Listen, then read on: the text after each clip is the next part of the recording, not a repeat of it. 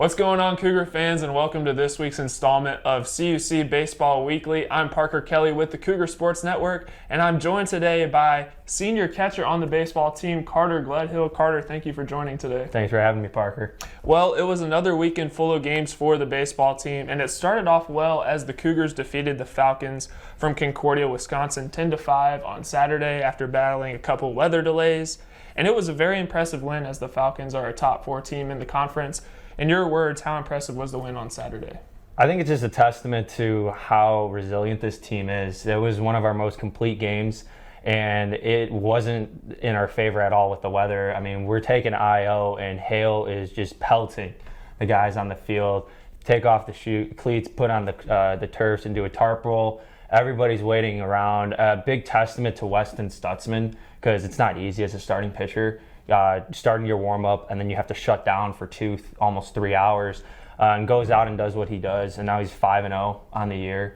So that was the start that we needed on the mound from our pitchers, and then 5 home runs in the game. Michael Kasich just absolutely tearing it up too with 2 bombs in the game. It was a great game all around because we won in every category and aspect of that game.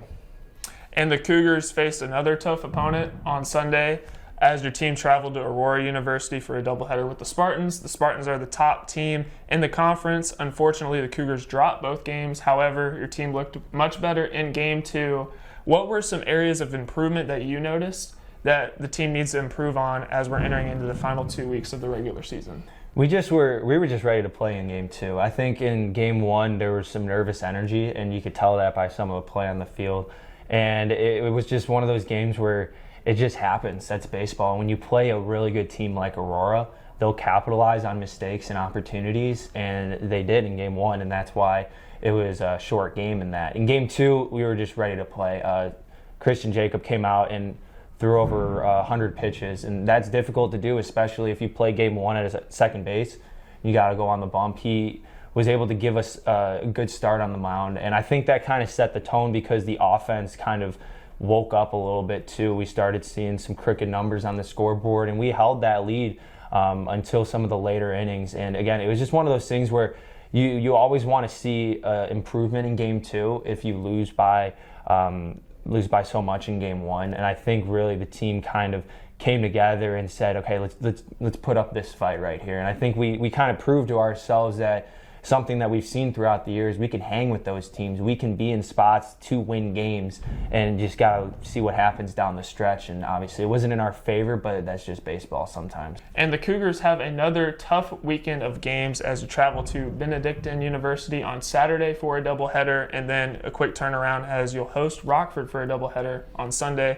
But I don't want to look too far ahead. Benedictine is the second best team in the NAC. They're a tough team. What's the mindset going into the game on Saturday versus the Eagles? It's go time. We got to go. This is the spot in the season where we have to play our best baseball consistently.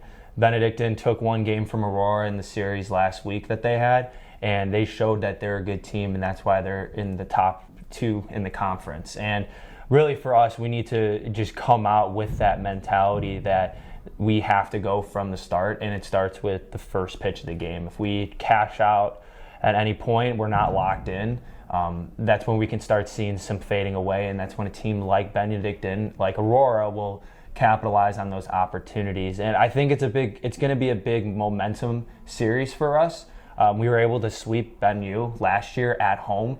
I can guarantee you they didn't forget about that, and it's going to be a tough task for us to go into enemy territory and have a doubleheader at their place. But I think our guys are ready, especially after seeing that Game 2 against Aurora. There's a different mindset when it comes to playing those top teams. Absolutely, and I know the rest of us Cougar fans will be looking forward to that game on Saturday and the doubleheader on Sunday as well. Well, that about wraps up our time today on CUC Baseball Weekly. I'd like to thank you, Carter, for coming on today, and best of luck this weekend. Appreciate it, Parker. Thank you.